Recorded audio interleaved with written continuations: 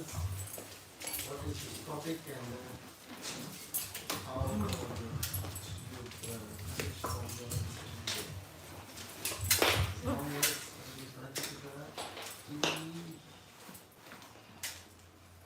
Before you guys get started, does everybody want to like move up?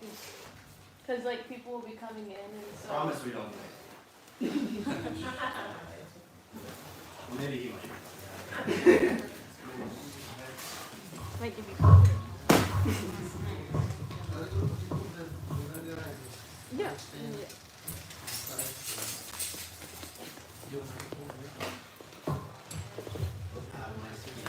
Hare Krishna.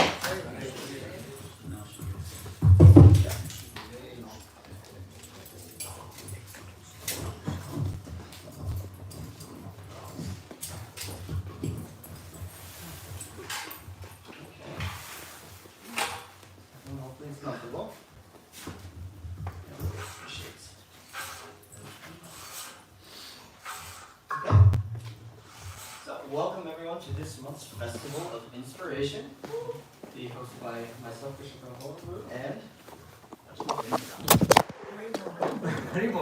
The phone's excited too. Yeah. So, we are going to be diving into the topic of exclusive devotion. This is a little bit of a callback to a class that we talked about in Bhagavad Gita about a few weeks ago, and hopefully you all were able to remember the verse, because we're actually going to quiz you a little bit later to see how far back we can remember from that previous class. But when we got this topic, it was good to follow. It was really nice to actually follow up on that topic, because I know from the class that we were actually discussing that verse, we did spark some good conversation on the topic of exclusive devotion. So it was nice to revisit that topic and dive a little bit deeper into what we can see shastrically exclusive devotion means. Both the good and then also the opposite of exclusive devotion, which we're going to touch on as well. But that's at least my personal viewpoint. I know Bhaja also was extremely detailed in his diving into the topic as well. This was an interesting topic. It's not something that I've ever thought about before. You know, just that term, exclusive devotion, and being able to really dive into this topic. You know, different examples that we found, ways that it can be applied in our own lives. It was something that I was able to really take home with me. You know, some of the ways that I can improve my own exclusive devotion. So, before we go ahead and actually start into the topic itself, we'll go ahead and start off with basic invocation.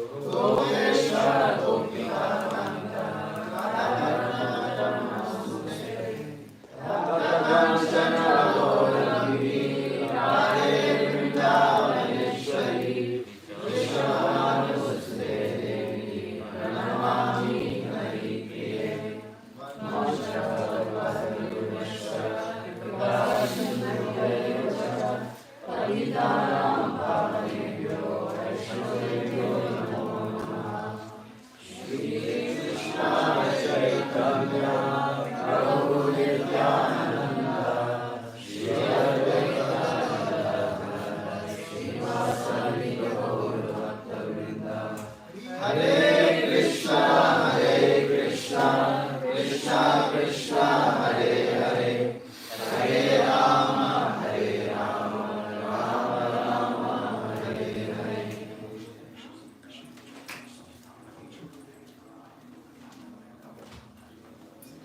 So,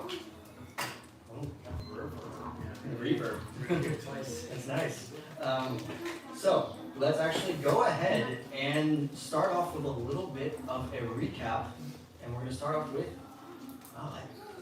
reverb is really strong. So, exclusive devotion.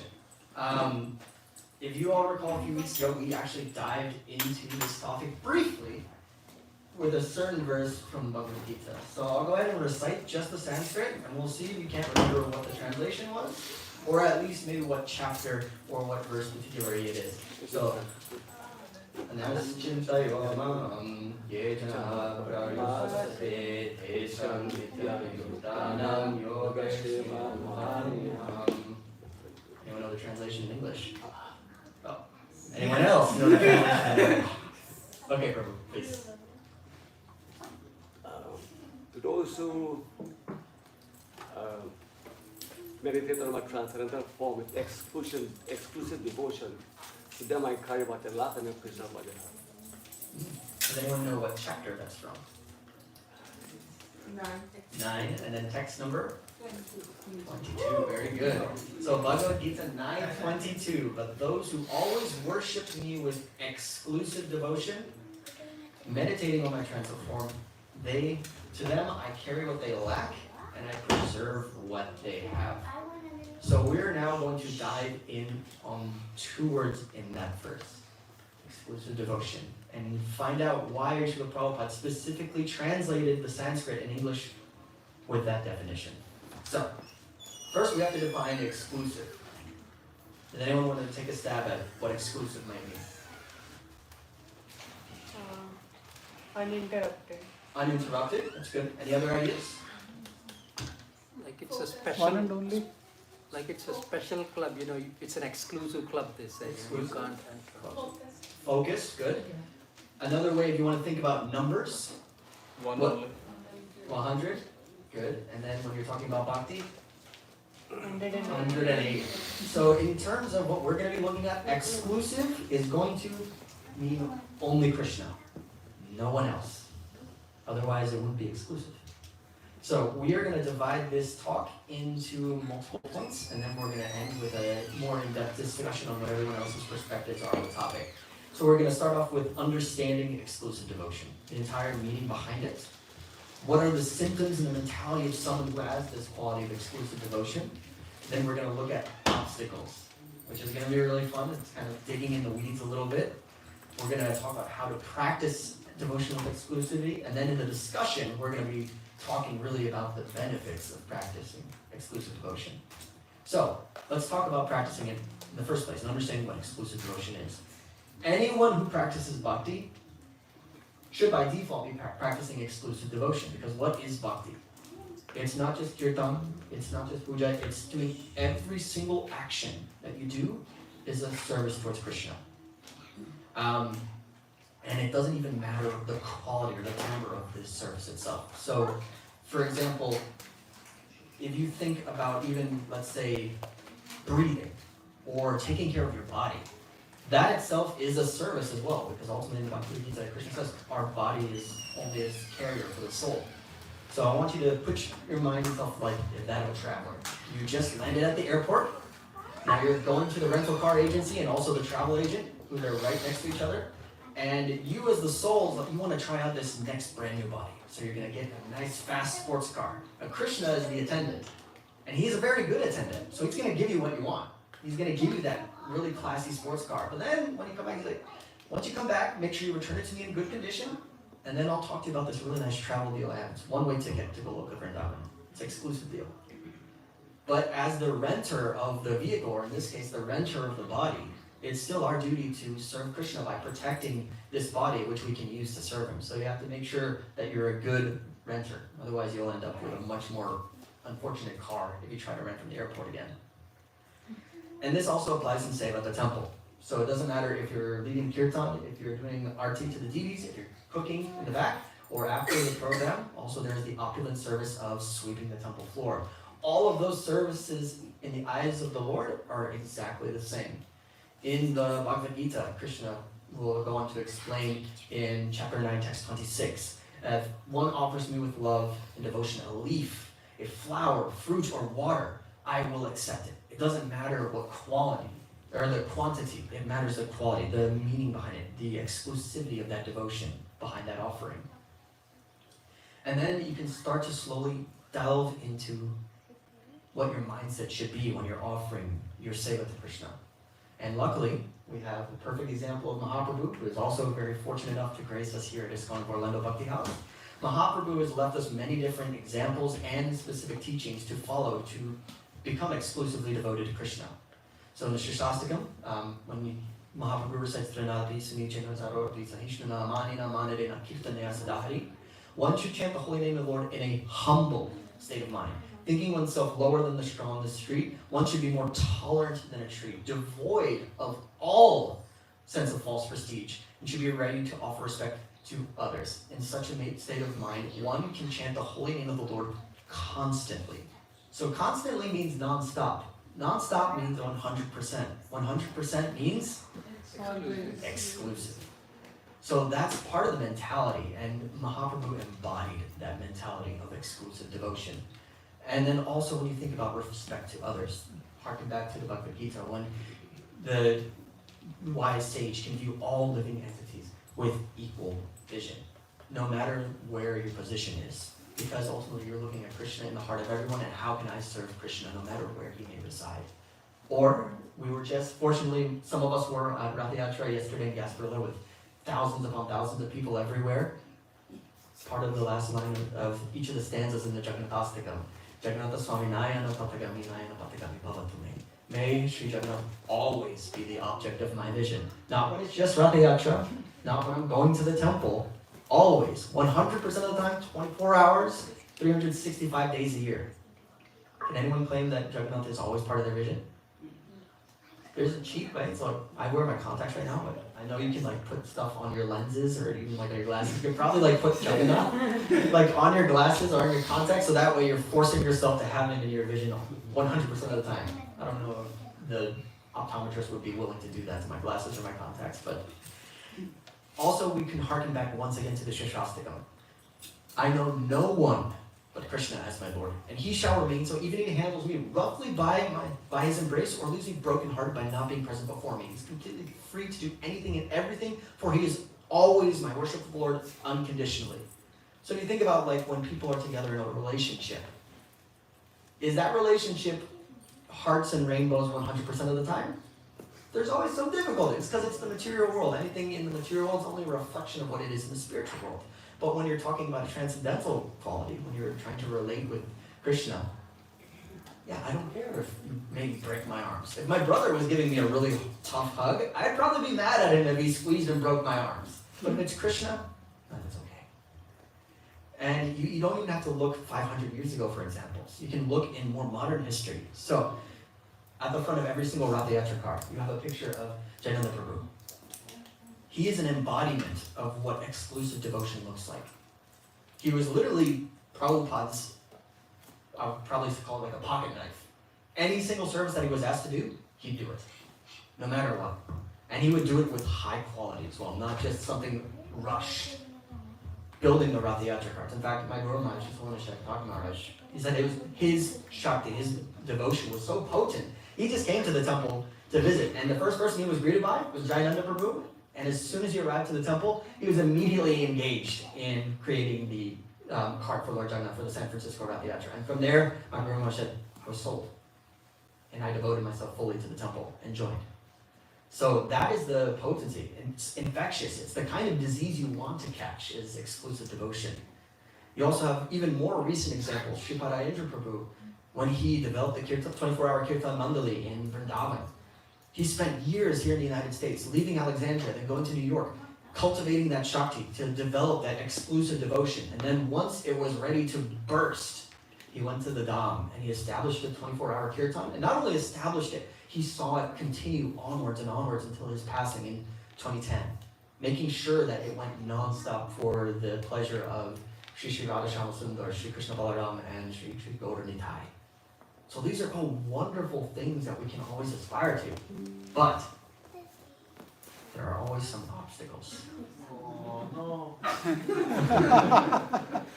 And before getting to the obstacles, just something to keep in mind, because exclusive devotion, it might be the first time you've heard this terminology,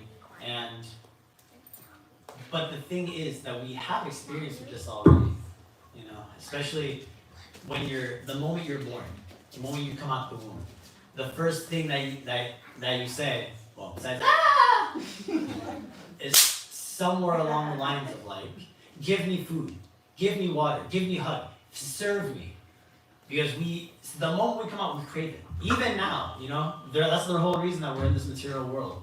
We're in this material world because we crave to be exclusively the object of someone's devotion. We crave it. Now, we get all of that when we're babies. If anybody's raised a child, if you have a child right now, so you're looking at me because especially with little baby Hadi. I remember he's still a little bit like that, not as much as he was before, but he was glued to mom's hip. Mom would completely let go of him and he'd be clinging on. Because that's who he wanted. He wanted that relationship. And the reason that we're like this is because Krishna's the same way. Krishna, he craves for us to be exclusively devoted to him. He wants it from us. He wants it from us.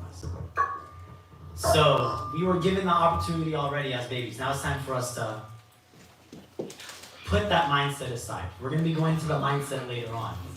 And again, these are obstacles that are keeping us in this mentality of, oh, I'm the object of your vision. I'm the one that you should be devoted to. And once we get into these obstacles, we're going to be able to learn what it is that's keeping us in this mentality. And then later on, we'll learn how to flip that mentality into something that seems unnatural to us. So, going back to the obstacles. I'm not even talking about the obstacles yet, because before we talk about the obstacles, we need to understand what it is we're working with. Bhagavad Gita chapter 3, verse 42. The working senses are superior to dull matter. The mind is higher than the senses. Intelligence is still higher than the mind. And he, the soul, is even higher than the intelligence. Now, what did I just read? Very simply, we have 5 levels of management. At the very bottom, ground floor, entry-level workers, we have matter, all the way up to the top with the soul. That's in charge of the overall system. So the matter has to answer to the senses. The senses answers to the mind. The mind answers to the intelligence. And the intelligence ultimately should say the word should answer to the soul. Because the soul is directly engaged with the Supreme. And because the soul is directly engaged with the Supreme, any time that the soul is taking charge of this overall system, everything can be properly engaged. Everything can be properly engaged in the best way possible. Because again, when the boss is in the right headspace, the boss is doing the things right, everyone under the boss is going to be doing the same thing. That's just the way that chain of command works. Just turn that little frowny face into a smiley face and it'll be all better. But if the soul isn't in charge, because again, that's best case scenario. The soul being in charge, everything going the way it's supposed to go. If the soul isn't in charge, then what is in charge? So, I ask you to imagine a monkey. So now, this monkey, imagine that this monkey was drinking a little bit too much. Now this monkey has been drinking a little bit too much. He's just been stung by a scorpion. So now this monkey that's been drinking a little bit too much, who just got stung by a scorpion, every single minute of every single day, he's being haunted by a ghost. So a monkey, drunk, stung by a scorpion, and haunted by a ghost. This is one way that the great sages describe the mind, because of how unpredictable it is. How are you going to predict the way that someone like that's going to act? When you see a monkey who's drunk, got stung, is getting haunted, what do you think they're going to do next? Anybody? No idea? Well, this is the issue with the mind taking charge. Because if the soul isn't in charge, that's who's in charge. Again, that's why in this age of Kali they say that everyone is a Sudra. Sudra, another understanding of the word Sudra is descendant of monkeys. Because of our monkey-like behaviors and our monkey-like tendencies. You know, we got these little monkey brains, these Kali Yuga brains. And with these Kali Yuga brains, this is how we're running around. We're running around drunk and in distress. Always trying to find a way to scratch our itches. Always trying to find a way to alleviate our suffering. You know, that's why Srila Prabhupada calls it the skin disease. We're always itching to get out of our skin. But we need to try to keep that in check. Because again, if the monkey like that is in charge of a company, you know what, how about I just ask you guys, if there was a monkey in charge of a company, how would that company go? This monkey specifically. Any ideas? Are there any business majors here? No business majors. Okay. Pro tip is don't hire a Vrindavan monkey. Don't hire a Vrindavan monkey. Stocks are going to crash. Everyone's going to leave the company. Everyone's going to be in distress. So, the reason that this happens is the monkey's only concerned about pleasing itself. Again, alleviating its own conditions, scratching its own itches. Ultimately trying to fulfill its own lusty desires. And the senses are the outlets for these lusty activities. And the issue with lust, you know, you can try to extinguish that flame. You can try to fulfill all your desires, but lust can never be quenched. A common saying that I've heard before: if you give me an inch, I'll ask for a yard. If you give me a yard, I'll ask for a mile. And what that means is, no matter what you give me, I'm going to want more. More. Because that's just the condition that we're in. That's what happens when you're only thinking about your own desires, about serving yourself. When you want to be the object of that exclusive devotion, you're always going to want more, and you're never going to be pleased. Bhagavad Gita chapter 3, verse 39, you know, it explains that lust is never satisfied. It actually compares lust to a fire. You know, and the thing about a fire is, fire might start small. Does it make any sense to say, oh, I need to put out this fire. Let me put in some gasoline. No, if you keep adding fuel to the flame, it's going to keep getting bigger and bigger and bigger. It's not going to get put out. That's the issue with our lust. We tend to just keep adding fuel to the fire. And all that keeps happening. It keeps getting bigger and bigger and bigger. And the issue with that is again, let's say you have a company, and then a monkey starts a trash can fire in the bathroom, and the monkey is panicking. He's like, starts throwing toilet paper in the fire, starts throwing alcohol in the fire, starts throwing fuel in the fire. What's going to happen? The whole building's going to burn up in flames. Again, this is the issue with the mind taking charge. If you leave a monkey in charge, your whole building's going to fall apart. Everything's going to go up in flames. So, it can be very gratifying to fuel the fire, though. Srila Prabhupada explains that while enjoying sense gratification, there is a feeling of happiness. But this happiness is the ultimate enemy of the sense enjoyer. And it's because of this right here. You know, you add a little fuel to the flame, ooh, that felt kind of good. You add more fuel to the flame, oh wow, that's gratifying. Little by little, you're just destroying the entire system. You're destroying the entire building. Alcohol is a good example. There's a certain psychologist, the way he described alcohol, because, you know, classically it's called spirits. When you drink alcohol, you're using spirits to kill the spirit. Because that's the effect that it has on the soul, on the overall system. It's gratifying. It feels good to have a drink, to get that buzz, but ultimately you're just killing yourself. And again, this is the issue with the mind. Lila Prabhu, he coined a term, sugar-coated poison. Some of you may have heard that term before. Sugar-coated poison, what does it mean? It means it tastes really good on the outside. And because it tastes so good, it's very easy to eat. But on the inside, what is it? It's poison. And what happens when you eat poison? Maybe it's okay the first time. Maybe it's okay the second time. But eventually, that poison, it builds. It builds. It builds. And then eventually... So no matter how good it tastes, it is still hurting the system. It's still poison. And that's something that we need to keep in mind. So what can we do about the mind? Now, if you actually had a physical company, what would you do when middle management was giving you trouble? You fire them. You fire them and put someone else in charge. We can't do that.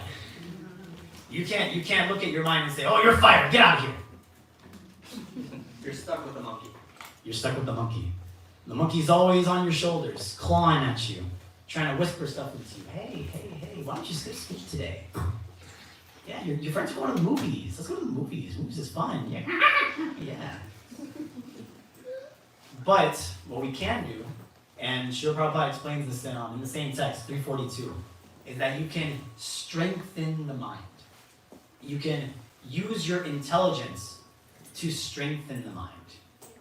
And this is where that intelligence comes in. Because if the intelligence isn't around at all and you just let the mind go by its own devices, then actually the mind starts using the intelligence for itself. You know? Every time you think of a great idea to please your own senses, that's the mind using the intelligence. It should be the other way around. Because again, the intelligence is a tool. And where does this come in? Because again, the intelligence is the way, it's like the chankra. It's the sandal. Srila Prabhupada has talked about it before, you know? You gotta beat your mind sometimes. You gotta hit it with the chankra, hit it with the sandal, get it back in line. And if we don't do this, if we let the monkey run wild in our business, in our system, again, everything's gonna come crashing down. That's a scary fire. And the thing is, you don't know how bad the fire is until it's too late. You think, oh, I can deal with this. This isn't that bad, I can deal with this. The fire's not that big, I can deal with this. Like, wow, that's big. I've lost my car, I've lost my home, I've lost my family, I've made poor decisions. I'm starting to regret it now. Which often, you know, it happens to some of us. We think everything's fine, we think we can deal with it, and then next thing you know, you've lost everything you care about, one way or another. You know, that's big case with victims of addiction. You know, when they come to these addiction centers to look for help, it's because they've already crossed the line. They've already lost it all. The fire has already consumed everything in their life. And now is when they're trying to put it out. Not to say that it's hopeless. You know, there's always a chance for anything by Krishna's mercy. But still, this is what happens when you let it get too far in this manner. It's about the things that we do now, the actions that we take now. It's better to act now before it becomes a problem. And this is where we come to the obstacles. Because, yes, we need to strengthen the mind. We need to make sure that the mind is not in charge. We need to make sure that we are in charge. We as jivas, as spirit souls, are in charge.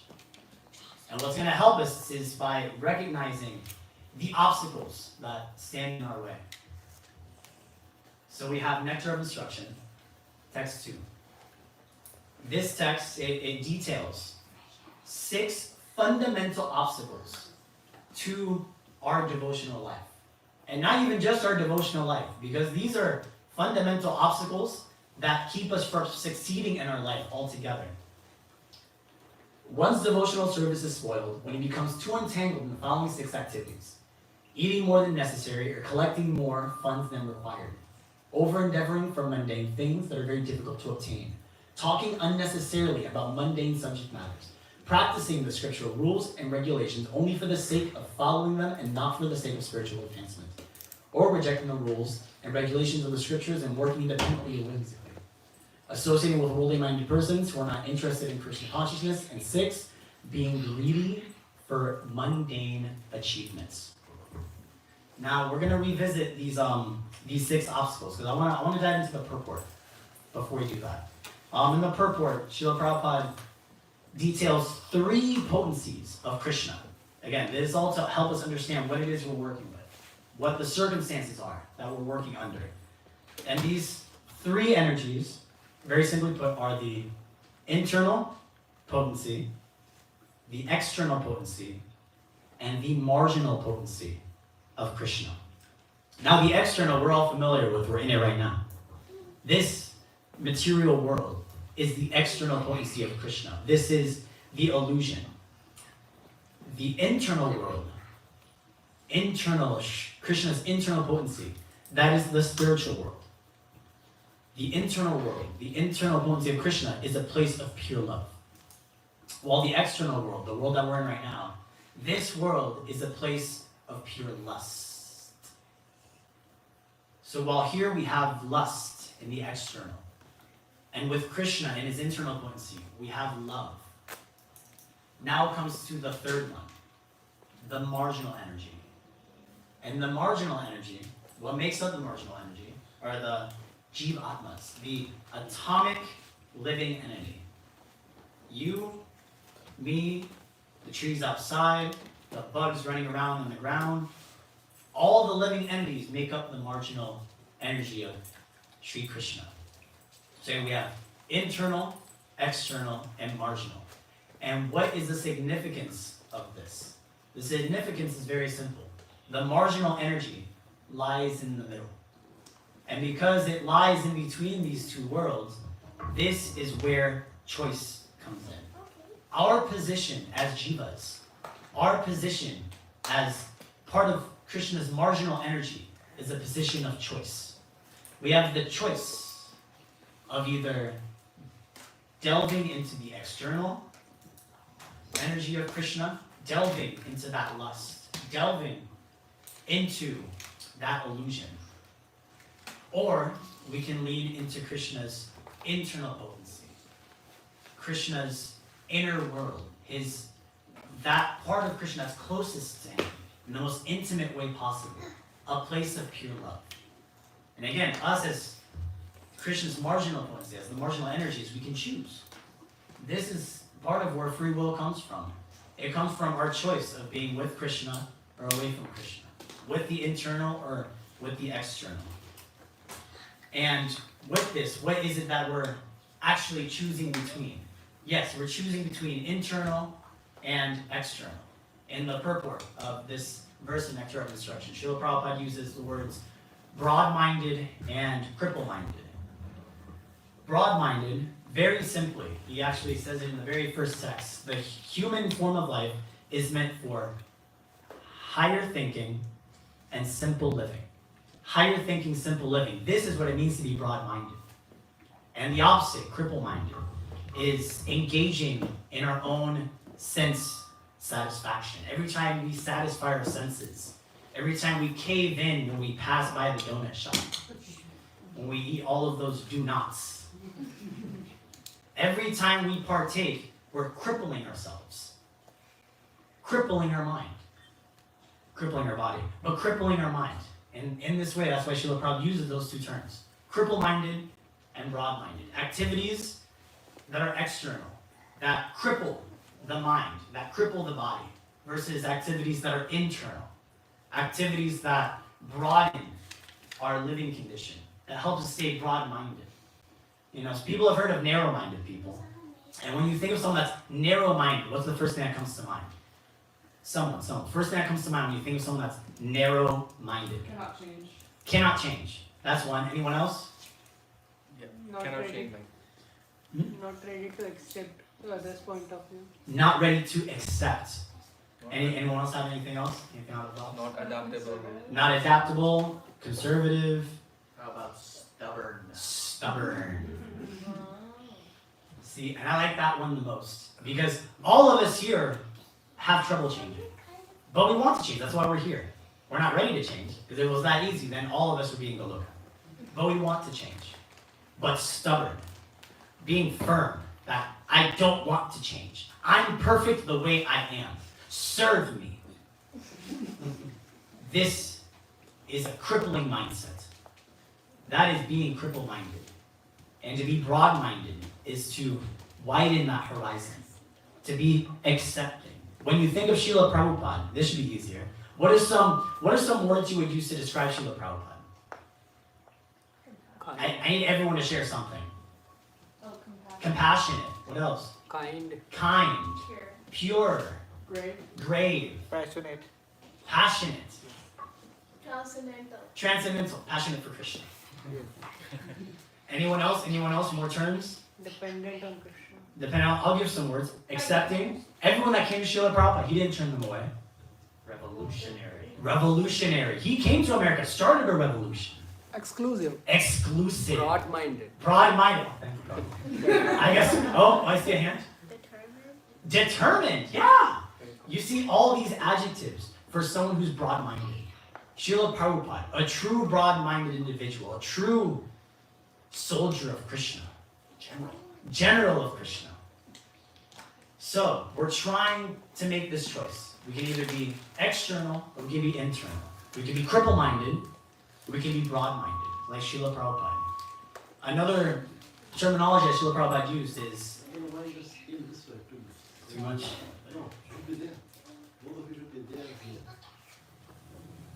Well, we shimmy. Natural versus unnatural. Srila Prabhupada explains in the purport that when one serves Krishna and actually follows their constitutional position, they actually act in their natural state. So what's that to say? Is to say that the opposite is what we're doing right now. The unnatural. Now, the sad part is that we've been acting unnaturally for so long that it's become natural for us. You know, phones are a good example. Does anybody not have a phone right now on them? You don't have a phone on you right now? I'm broke. You're broke. Oh, that's a good excuse. Oh, yours is broke. Oh. That's another good excuse. It's okay. But notice, not a lot of hands because we take our phones everywhere. We take our phones to the bathroom. We take our phones to work. We take our phones to school. We take our phones when we hang out with our friends. To the movies. On at night when you sleep. All night long. Every single waking moment, we have the phone right there next to us.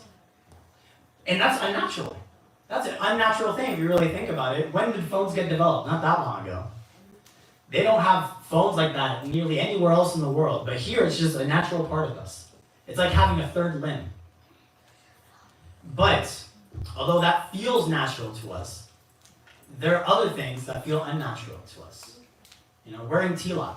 For a lot of us, we feel natural wearing tilak here, but we feel very awkward when we wear it to work.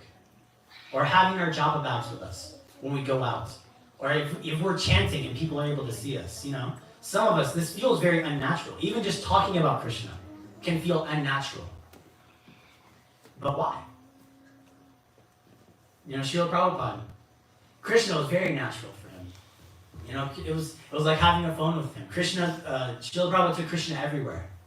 Even took Krishna to the doctor's office. I know there's one story I've heard of Srila Prabhupada. He visited the physician, you know, just getting a checkup, general checkup.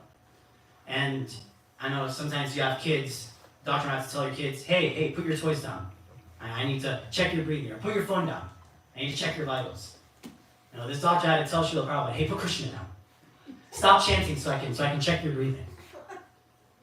And then, you know, Srila Prabhupada stopped chanting. Excuse me, sir, I need you to stop chanting. I need to check your breathing. But I'm not chanting. It was second nature to him. He didn't think he was chanting, but it's been internalized in him. The same way that our phones have been internalized in us. Now, most of the time, we don't even know how often we check our phones. Oftentimes, we take our look, and we didn't even know that we had our phone in our hand. And it takes someone else telling you, hey, is there someone calling you? No, what are you talking about? But it's because this has become a natural part of our life. Krishna is a natural part of Srila Prabhupada's life, completely natural, that he takes it with him everywhere. And that's the goal that we're trying to arrive at, to make what is unnatural to us natural, and to take what has become natural for us and make it unnatural. And with this is how, what brings us back to these obstacles, these activities. Because again, these activities fundamentally are there to allow us to start living naturally. How can we start living naturally. Prem Govinda Prabhu, or soon to be Maharaj. I know, I'm not sure if he's officially not yet. Well, Prem Govinda soon to be Maharaj. Prabhu. Prem Govinda Prabhu, something that he's talked about is one of the essential pieces to our spiritual life. Some of us were in that talk. I don't know if you guys still maintain your journals. But one thing that Prem Govinda Prabhu talked about is the importance of self-reflection. Self-reflection is an essential part, an essential key to cultivating our spiritual life. And reflection, the reflection process is the way that we change. The only way you're able to change is to reflect. It doesn't just happen on its own. It's the portion that we do that helps us to improve ourselves. And this is part of what Srila Prabhupada talked about with higher thinking, the ability to reflect. And with that, as we're going through these different obstacles, I ask all of you to reflect it onto your own life. See, that's the hardest part, because to reflect means to take responsibility. To reflect means to accept that there's something wrong, and maybe I can do something to fix it. With this, these 6 activities, I've broken it down a bit. I've broken it down into 2 categories. Very simply, the natural versus the unnatural. The internal versus the external. Those that will help us become broad-minded, and those activities which cripple our mind. So we're number 1, we talked about eating and collecting more than necessary. That will be the external. The way to change that in our lives would be to take only what is required for our success. And I have that for all of them. I'm going to read them just very quickly. We don't have that much time. And then we're going to just move on to the next part.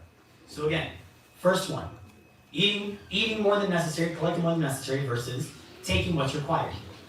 2, over-endeavoring for mundane things which are difficult to achieve versus having realistic goals. Some people may have heard the term SMART goals. I'm not going to go into SMART goals right now, but it's a good way of understanding the difference of having a sense of reality with the things that we do. Unnecessary talk about mundane topics versus having meaningful discussion. Working independently, not following the rules, or following the rules ritualistically and without meaning or purpose. Versus working under instruction, working under guidance.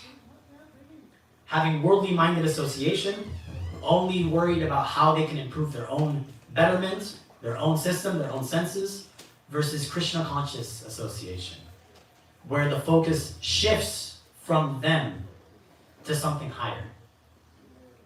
And number 6, being greedy for mundane achievement versus being greedy for Krishna. We don't have time to dive into all of these, so I'm not going to. But just to keep in mind, with every obstacle, there is an activity that will benefit us. Speaking of activities, it's time to play a game. So, we are going to be playing Name That Obstacle. I have of the 6 obstacles listed in the second verse of Nectar of Instruction, I have boiled them down to very simple phrases for 3 of them. So this is where you'll have to be paying attention. So first, we're going to describe an obstacle. We're then going to hand it over to you all to see if you can name that obstacle.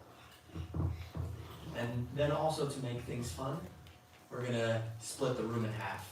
So cut the crowd in 2, left versus right, or I guess it'd be left versus right. So, I'll go ahead and just briefly wait. Trishinitai Gaura Nakarati.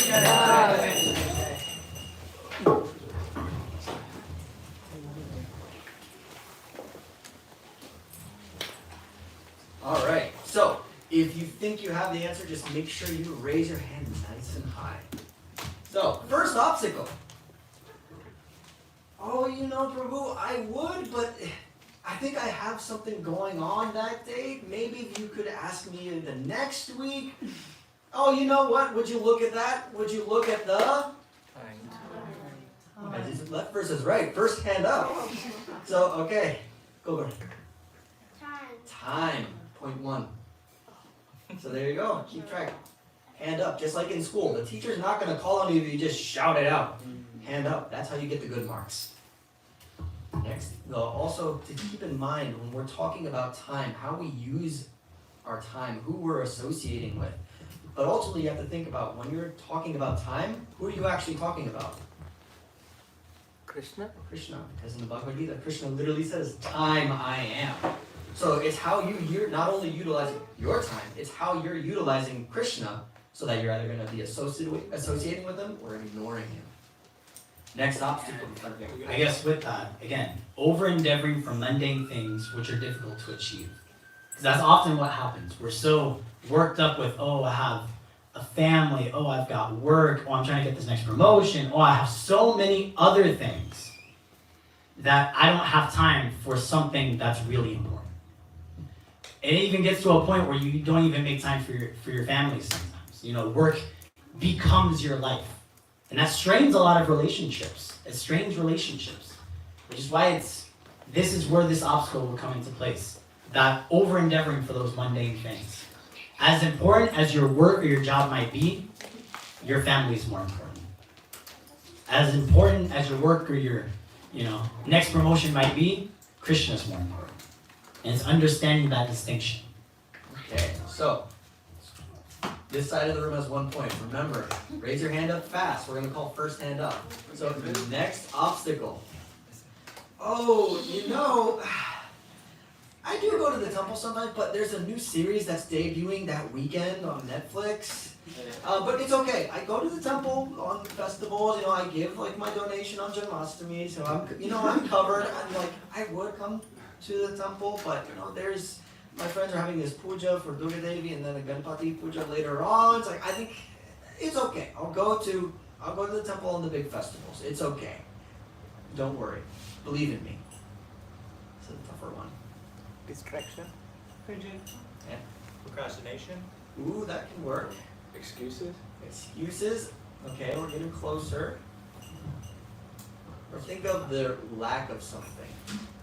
Lack of sincerity? Very close. Determination? Lack of dedication? Dedication, another way to describe dedication? Priorities? Close. Starts with an F. Say lack of devotion. But devotion, I'll give that one to you guys because lack of faith. Because when we think about, Krishna isn't just Sundays when you come to the temple.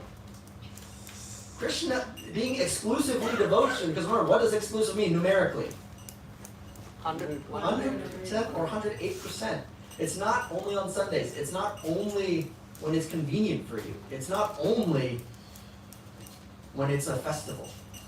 Prabhupada, you say, every day is a festival. Because every day is revolving around Krishna. And if you don't have faith in Krishna, it also means you don't have faith in Prabhupada. And the thing that's most offensive of all is Vaishnava aparad. So we always want to make sure the way that we make Krishna happy is by pleasing his devotees, by pleasing Prabhupada. So that's why we have to constantly have faith in his movement. Because it comes directly through this sampradaya. It is pure. Last obstacle. It's two, but I'll give a half point for you guys because we were close. Before getting to the last obstacle, that lack of faith. Going back to the text, because that lack of faith often develops due to our association. If you're around people that do something, you're going to end up doing that thing. It's the reason that a lot of people fail at school. They have all these friends that aren't very good association. They don't do their work. They don't study. They don't do this and that. All they do is go out and party, and that's exactly what you end up doing. When you have the right association, you can foster that faith. It's again, Srila Prabhupada talked about worldly mindedness versus Krishna consciousness, Krishna conscious association. But really, that another way of understanding that is bad. I don't want to say the word bad, but again, because worldly is about your own pleasure. Those focused on pleasing themselves versus those focused on pleasing something higher. If you're around people that are only thinking about pleasing themselves, at least to me, the family that I come from, and some of the family members that I have, it's something that can be seen, you know? My parents keep me away from certain people in the family because of that mentality that they have. Because that mentality is very self-destructive. When you're only thinking about helping and pleasing yourself, you're not afraid to burn everyone else around you. It's powerful. It is powerful. It can destroy your material life and your devotional life. And that's why it's important to have the right association. With that, the last obstacle. So I know it's 2-0, 2-0 to this side, but I've played a lot of pickup soccer. There's always the line, next goal wins. So this will be the, this is the next goal wins kind of category. So, I know all the verses from every single text. I know I can quote each purport. Why is that person speaking right now? I know so much more than them. Or, I'm such a better cook, and I would sweep the floor, but I just came back from my new promotion with a suit. Envy. Envy, close. Greed, getting there. Jealousy? No, quite. Ego. Ego, or another term for ego starting with an A. False. Oh. Starts with an A. Arrogant. Hand up. Arrogance. Arrogant. So, arrogance. That can be a big obstacle because ultimately it delves into the last point that was pointed out in Nectar of Instruction, verse 2. Greed.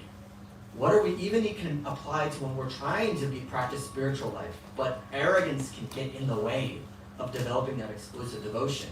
I want to be looked at for being a brilliant kirtan singer, not because I'm trying to please their lordships, but it's for my own personal glory.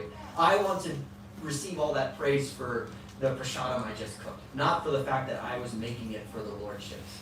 Arrogance is a huge obstacle because ultimately it's an internal battle with yourself and your true self. You have your false ego, which is ultimately in the layers of the body. False ego is the last one. It's also because it's the most powerful one. Association with yourself as opposed to association with your soul and its nature to actually serve. And you can be a monkey sometimes. And ultimately, that's a question. Are you going to be a monkey or are you going to be a spirit soul? And it can seem overwhelming. Like, it can feel like there's a lot of burden to bear when you're dealing with these obstacles. But ultimately, you have to remember, even Krishna will help at times. And in some cases, it'll be in an unlikely scenario. So, Nanda Maharaj, pretty much, everyone is in agreement, Nanda Maharaj is a pure devotee. Yes? Yes. I mean, he has the Lord himself as his son. I don't think you can really aspire for anyone. I don't think anyone in this room can just be able to claim to that level of pureness. But even Nanda Maharaj and was faced with obstacles to exclusive devotion. He was doing Indra Puja to worship Lord Indra, to bring prosperity to his kingdom, to bring the rains. And then Krishna, luckily in his much more nicer, naughty little self, as opposed to a larger boy who would wrestle him down to the ground later on, the sweet little Krishna would come up to him and ask him politely, why are you worshiping Indra? You should be worshiping Govinda. He's the one that provides us. He's the real CEO. Indra's just the middle manager. He's literally the trickle-down effect. All he does is rain. Govardhan is the big CEO. He's the literal pyramid that provides everything. And then in the pastime of Govardhan Lila, Krishna literally is preserving what the devotees had and carrying what they lacked with his left pinky. So Govardhan Lila is actually the embodiment of that verse. So you don't always necessarily have to fear. When in doubt, Krishna has the power.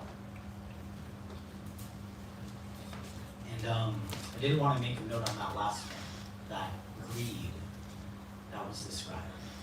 Because I know at least before I did a little bit of my research, greed is a difficult word to really wrap my head around. Does anybody have a definition for greed? Does anybody know what greed is? I want more. Okay, you want more? Anyone else? Not satisfied. Not satisfied? Insatiated. Okay, I guess you guys are smarter than me. I had to look that one up. And I guess two things when I looked it up. The first thing was I looked up greed from a biblical perspective. You know, sometimes you're looking at other practices to see how it is that they define certain things. And when looking at greed, the way they define it is exactly that. They use the word insatiable. Not just insatiable, but inordinate. As in, you want something that you're not supposed to have. And along with wanting something that you're not supposed to have, it's also not satiating you. Srila Prabhupada, he actually explains in a very short paragraph in that purport that expanding the mind by yoga, merging into the Supreme, and material prosperity without meaning are all examples of that same greed, which comes to the reflection. Why are you here? He talked about it earlier. Some people are here just because they want to look good in front of their friends. You know, wow, look at the way I'm sweeping this room. Man, everyone's going to say I'm such a good devotee. Man, I just washed all the toilets. I'm overflowing with Prema. But again, why are you doing it? Why are you pursuing your devotional life? But not just that, why are you doing anything in your life? If you're going to school, if you're going to work, if you're hanging out with your friends, we need to reflect on this why. Because oftentimes, the why comes from this place of greed. Because again, being greedy for these mundane achievements, getting looked at by your friends, being able to flex on social media, one way or another. Because it's funny, people use devotional life to flex. I feel like it's one of the silliest things I see sometimes. Because it feels like it goes completely opposite to what spiritual life is supposed to be for. You know how they have the term influencer? You should swap that with the term influenced. So they're not really influencing anyone, they're only being influenced by all of these desires that are ultimately just outwardly reflecting from whatever they're putting up there. So just keep that in mind. We're going to be going around, later on for a little share and tell on benefits, but just keep in mind this portion of reflection. There's just one thing. Why are you doing the thing that you're doing? Whatever it is that you're doing. Ask yourself why. Are you a monkey or are you the spirit soul? So that was, pretty intense. And in some cases, reflection will be hard. But there's that phrase, there's always light at the end of the tunnel. There's always Krishna there to lift up Govardhan and protect you. So now, for the discussion part, we're going to be diving into benefits. What are the benefits when one practices exclusive devotion? So just to get your mind started, I'm going to give you a little bit of a primer. This, once again, will be turning back to Bhagavad Gita. So, in chapter 7, text 17, of these, the one who is in full knowledge and who is always engaged in pure devotional service is the best. For I am very dear to him, and he is very dear to me. And then if one is dear to Krishna, Srila Prabhupada will then quote, if you always think of Krishna and try to work sincerely, then everything will come automatically. Everything is preserved and provided for. So, that is the ultimate benefit. Does anyone now, we'll turn it over to the floor, can anyone think of when you're able to attain this idea of exclusive devotion? What can you think about as a benefit? Yeah, the mic. Yeah, Well, you go first. Oh, I don't know. I need to think a little bit. We'll give you guys 5 seconds. We'll give you guys like 5 seconds. Reflect a little bit. Don't worry. No pressure. And if you need a little more, sometimes in chemistry you need an extra primer sometimes for a reaction to happen. The Lord will help you. Don't worry. Good question. What are the benefits if someone practices exclusive devotion? So you have obviously the big benefits. Like obviously Krishna will give you the path to go back to Godhead. But break that down into simpler terms, into terms that are here and now practical. What are some practical benefits of exclusive devotion? If the word benefits is difficult, what are you getting out of it? Yeah. And What's in being it for me? exclusively devoted to Krishna, what's in it for me? What am I getting out of it? Okay, I thought of something. It might be silly, but you feel better because you were talking about, how like material desires, you never are satisfied. You get it, and it's like, you're never satisfied. But with exclusive devotion, you're fully satisfied. Like I know, like I doing service all weekend, it's just like I feel satisfied. I feel like, this is good. I can keep going. Whereas like material desires, it's like I get one thing and then I have to do another thing, and then it's just never ending. Where it's just fully satisfying. I guess is the summary. That's perfect, because, and Prabhupada elaborates on this a little bit, when he was starting the movement back in the 60s, he says, we're going to turn the hippies into happies. And he always gives this idea of transcendental ecstasy, a high that you will never come down from, because it's permanent. So that's a beautiful example. That's Anyone? why it's called LSD.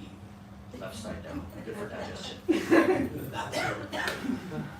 I would say a lot of benefits, at least for me practically. I would say two things. Okay, I'm separated from family for some reason, so I always say to my wife, I connect to Krishna and you are connected to Krishna. We both are connected now.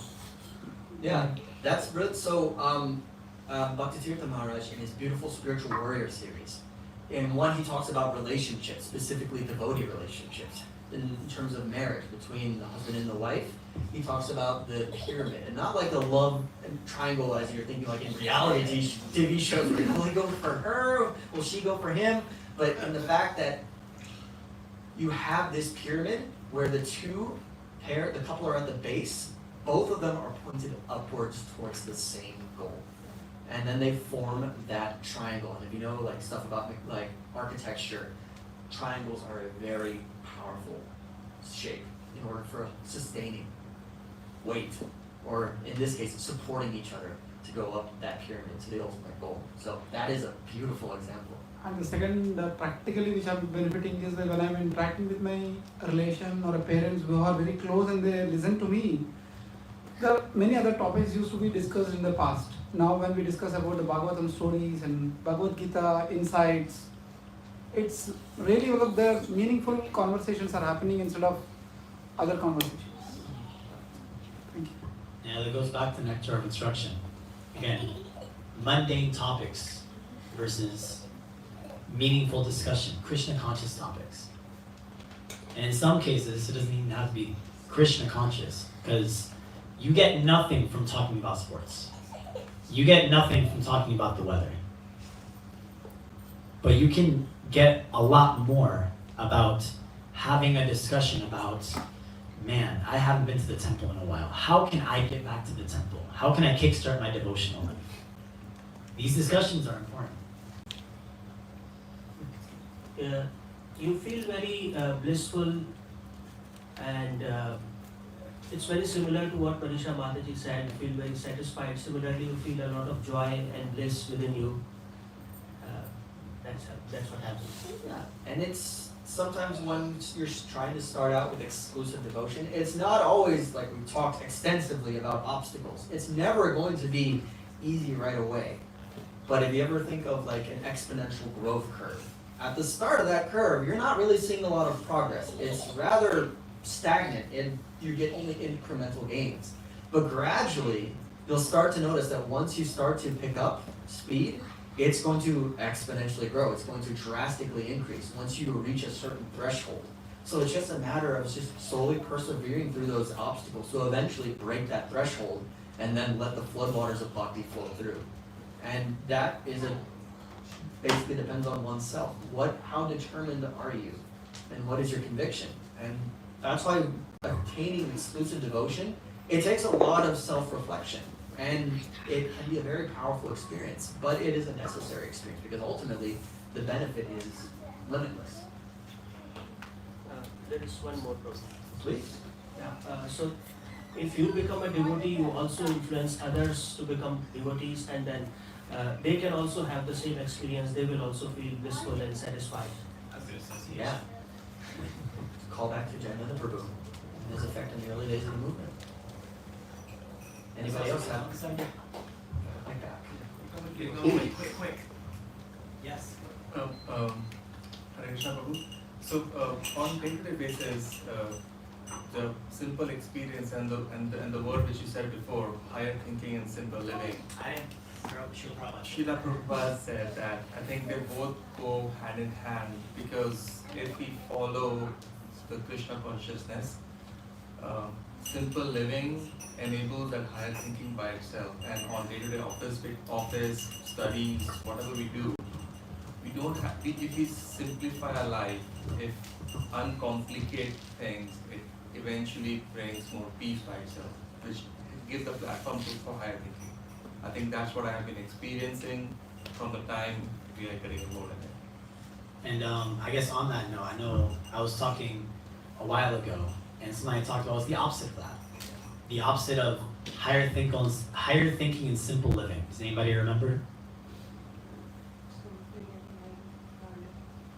The opposite of simple living and higher thinking is complex living and lower thinking.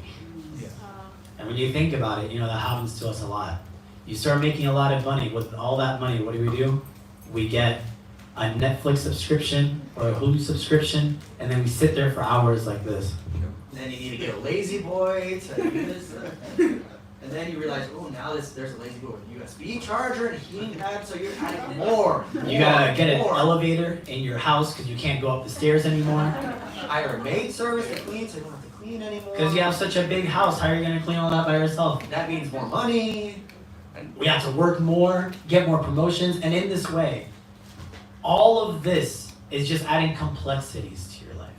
It's making your life so much harder to live. And when your mind is so fixated on just trying to live your life better and better and better and better, it dumbs you down. It really does dumb you down. That monkey is a gambling addict. Yeah. He's gambling with your life choices. And practically, on a realistic basis, like after office, we used to go for sometimes drinks, which bar we are going to, think a lot. Now, it has become a very easy decision. No, it's simple thinking. I don't have to go, and it's much more easy. Not simple thinking, simple living. Simple living. It gives more time, it gives more energy, a lot of other things. I have this hand behind you. So, the benefits of exclusive devotion. So, once we get the higher taste, we start losing taste in the material things. Like you said, so Friday, all those things we start losing. And basically, the higher taste means once we are always thinking of Krishna. And we just want to be in devotee association and think of the ways how we can serve Krishna. That is what I feel. Thank you. Yeah, I want to just say one thing about Sunil and also Vishnu. In this same text here, I provide what you lack. So Krishna provided us 4 hours of time yesterday. 2 hours going, 2 hours coming to Gasparilla. And both of these wonderful devotees chanted more than 16 rounds. Woo! Which they don't do usually. So that's what you have.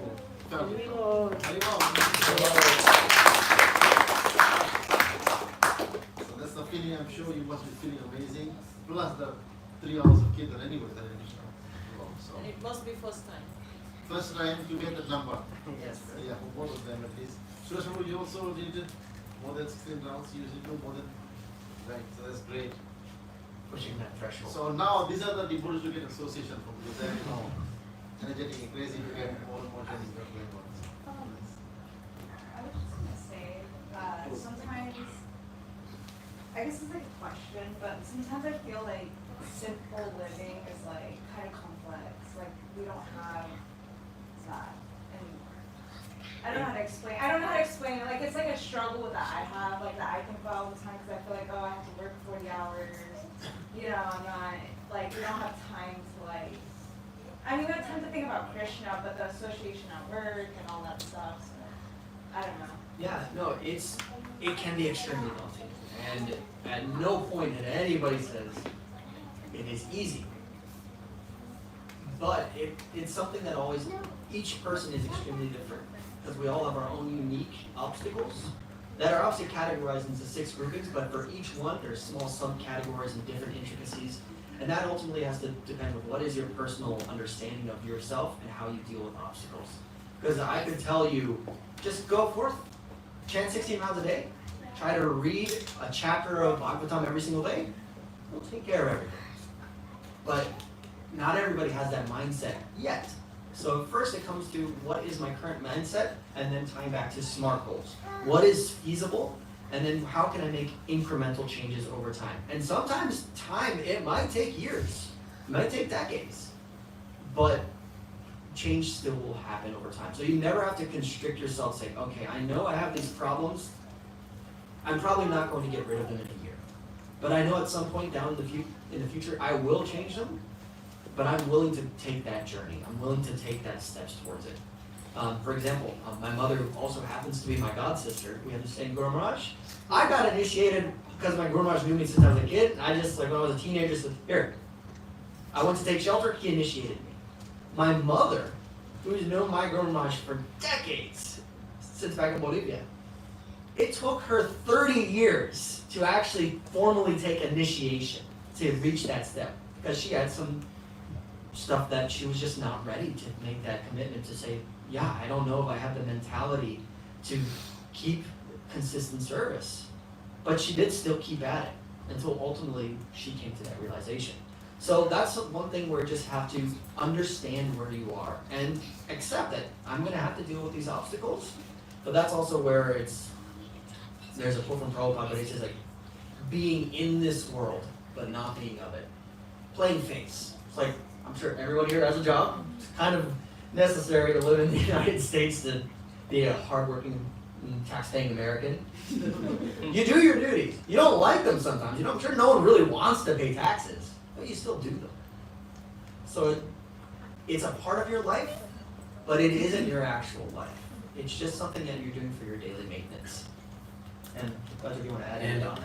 on that same note, it's all very much subjective. You know, we're in Kali Yuga. It's a different age. It's a different time. It's a different country.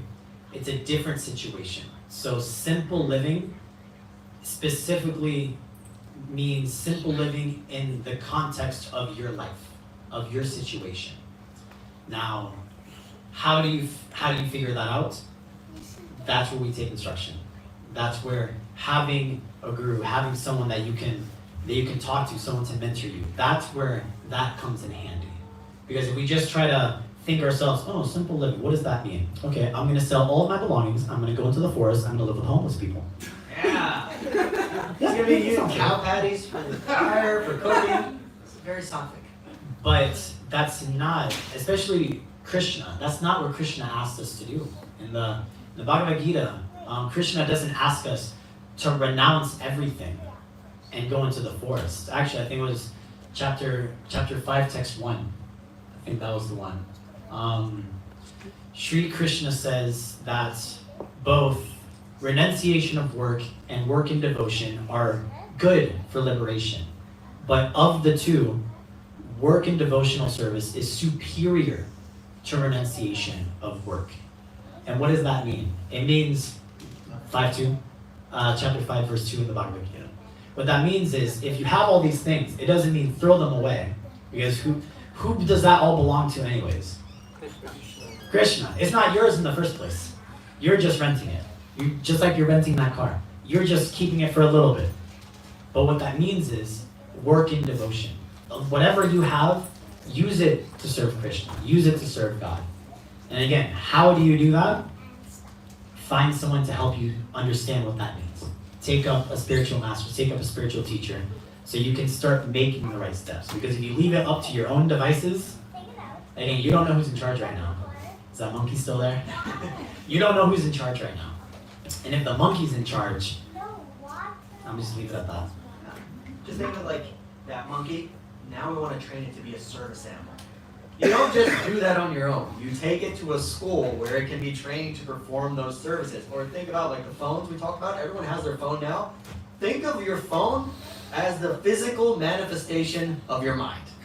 Because ultimately, you think about it, your phone has like pop-up ads like Instagram, Facebook, all these things. It'll show you all these things, just like the mind does. But the same way where the mind can be a drunk, gamble-addicted monkey, it can also still be a tool. So that's also where you can learn how to use your obstacles in your favor. There's always like when you're talking about, for example, in martial arts, you never always want to be the aggressor. You want your opponent, your enemy, to make the wrong moves in your advantage. So instead of, just playing whim to whatever your phone tells you to do, use your phone as an advantage to yourself. So simple stuff, as easy as making your background a picture of Shri Entourage. I'm sure everyone is going to be taking a picture of them once the curtains open later. Yes? Yes. Yes, everyone has a dedicated album to the deities. Ah, see? Little things, little minute micro changes I can do. And even stuff that you can subconsciously make your mind. So there's that old phrase, cold turkey, or making it something switch instantly. It's not so simple. You have to make it gradual, incremental, make you want to have exclusive devotion. And you can even start that when you're little. So I remember my mom and my dad, when I was really little, they would read to me the Ramayana and the Mahabharata, not like the Sanskrit text. Obviously, I'd probably fall asleep, which is probably the real goal that they wanted me to do anyway. But I was wrapped listening, because like when you're listening to the Battle of Kurukshetra, there's literally like the Chakravirga formation, massive armies. Like this is like great for me. Yes! Why can't I get Lego set of this? But little stuff, little plant, little seeds that can gradually, slowly turn your mind towards Krishna. Because then when you're doing something, you can think, yes, Krishna likes this, so I should like it, because I want to make Krishna happy. And this, it can even plan even more mundane things. So like we talked earlier about the body itself taking care of that service to Krishna. So we have obstacles, so I'll share a little one. I do still like sports. I really like to play soccer and other things. How can I turn that devotionally? There's actually a description in Krishna book where Krishna and Balaram are actually kicking a ball around and playing soccer. So soccer is actually a devotional sport. Same thing with wrestling and swimming. So even think about activities, how you associate. Okay, instead of just going to play soccer or wrestle or swim with anyone, I'm going to go and play with my friends in the Ganga. So my Guru Maharaj, Jaipaki Maharaj, he came up with a game, the Hare Krishna game, where you have a ball, you're in the river, and he actually invented this in the Ganges. You have the two teams, you have to throw the ball and complete the Mahamantra. So if I have the ball right now and I throw it to Bhaja, I say Hare, he says Krishna, and then you go around until your team completes one full mantra. So you can even engage in stuff that you wouldn't necessarily consider service, but it's fun. Krishna consciousness is fun. So you have to develop that mindset, that mentality. And just like, when someone has jaundice, you give them sugar. You give them something sweet until eventually that sour feeling and that disease goes away, and eventually it'll start to become like nectar. So it's not easy, but find your niche. Find where do you fit in the grand scheme of Krishna's creation, and how can you achieve that exclusive devotion. I just want to add to her question or concern with everybody else, which is very nice. And that's what we, in the school is ready. So we guide students now. Now everyone may not be needing to do 16 rounds in the very beginning. Someone could be doing 40 hours of work, and when we think the situation, 4 is very good for you, only 1 is good for you. But because that stability is to start from one point and then increase. But when someone thinks, oh no, I am not doing 16, I'm guilty, that's finished. No, if you start thinking of our own self, then it's not. No, I have time. I make excuses. No. We don't want to put any off. Rome wasn't built in a day. No, we understand. And we don't feel that you want to think like that too, that I have time, I'm also finding excuses. No one should feel of low of themselves. We want to work with everybody to feel, yes, you're a great person, you have some genuine reason that it's not happening. Maybe I'm just lazy or something. But no, nothing is wrong that we have in ourselves. A bad habit or a bad monkey. No, we want everyone to work together. The wonderful devotees like up here and others here. We want to tell everyone that yes, you can do it. Believe in yourself, first of all. Right? You are an important member of our society.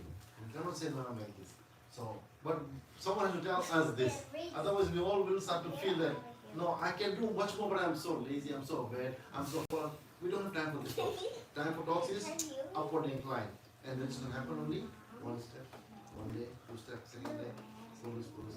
So that's, we want to work with everybody to make sure you know that yes, whatever I was told to do, I'm doing that, you're good. But if you hear from somebody, I was told 1 only, but I had someone else said 16, then too much of a bridge. And that is difficult to get to the point. So we are in Rome, we go to Rome too. Rome wasn't built in a day. That's also yeah. Right, so now let's change everybody. This one is the one that we work with everybody. Anyone else? benefits, exclusive devotion. or any points related to the topic. Takeaways. Yeah. Oh, there's a hand. Whatever you want to say. Who's got the mic? Who's the mic? Just keep passing me the word. Just start speaking. Monkey chain. So I think my point, it kind of just goes along with what most people were saying, and I wanted to kind of tie it into an example. As we showed up late to the parade yesterday, and I ended up needing to change my dhoti, so I went to the bathroom as the other devotees were finding, like the rest of the crew, and I was just walking by myself, and I was just like walking and looking at this parade and looking like at the madness of like all these people gathering, and basically like all the alcohol that was being consumed, like how people were behaving, and I was just kind of just taking it in, and personally these were activities that I used to engage in, like alcohol and stuff, so it was interesting to like now kind of be at this parade but not there, but rather excited to be still kind of partying, right? Because we were having such a great time singing kirtan and dancing, and I couldn't help and think about how important and how grateful the association, like so the benefits is definitely the association. I have a completely new association now, and how my consciousness is changing because of that, how my taste, as someone's mentioned, like your taste begins to change. Like I know, or at that moment, I didn't have any type of desire to be like, wow, I wish I was at this parade with these people. I was happy to be on the side that I was in, on, and doing, and knowing like I find, that bliss dancing and singing, Krishna's name and associating with the devotees. So yeah, kind of just to tag along with what everyone was saying, give that example.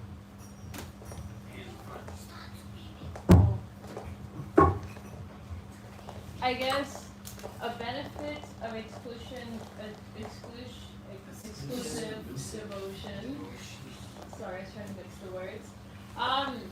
Is just the development of very admirable traits, like humility and tolerance, like those two things.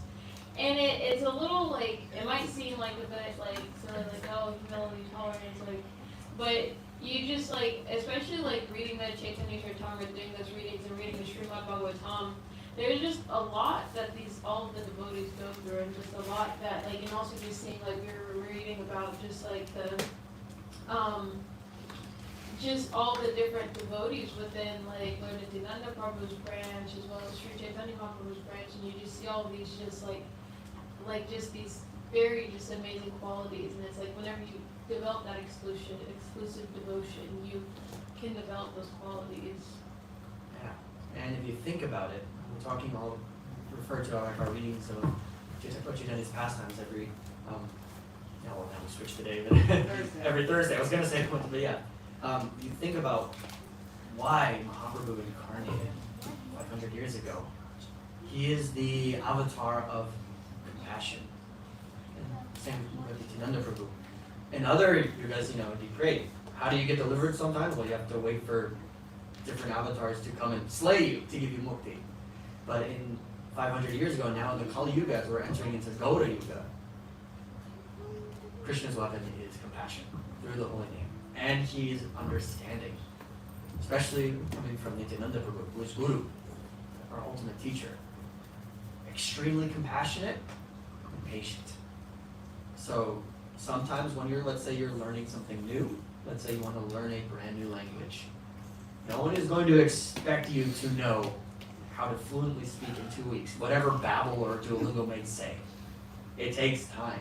And probably for the first few months, the best you're going to be able to do is say, hello, where's the bathroom? How much? And that's about it. But if you keep at it, keep practicing daily, and even if it's a little bit each day, you'll gradually increase your vocabulary, in this case your spiritual vocabulary, to reach that 108% of exclusive devotion. But everything starts at 1%. And it's at least getting to that 1%. And once you get that, Krishna's gonna take notice. And slowly he's gonna be tallying away in your transcendental bank account, just storing, okay, give me 1, give me 2, give me 3. Are you ready to check out yet? No. 4, 5, 6, until finally you're at 100%. There's your exclusive devotion. And then you get that embrace. So it takes time, but baby steps, and then practicing, because that's the same way you learn a language. You don't just read the dictionary and just practice on your little app. You speak the language. And then conversing with other people, associating with souls who have exclusive devotion. That's how you get it. Very nice. I'll take the last 2 minutes before we go for Aarti. How was today's presentation? So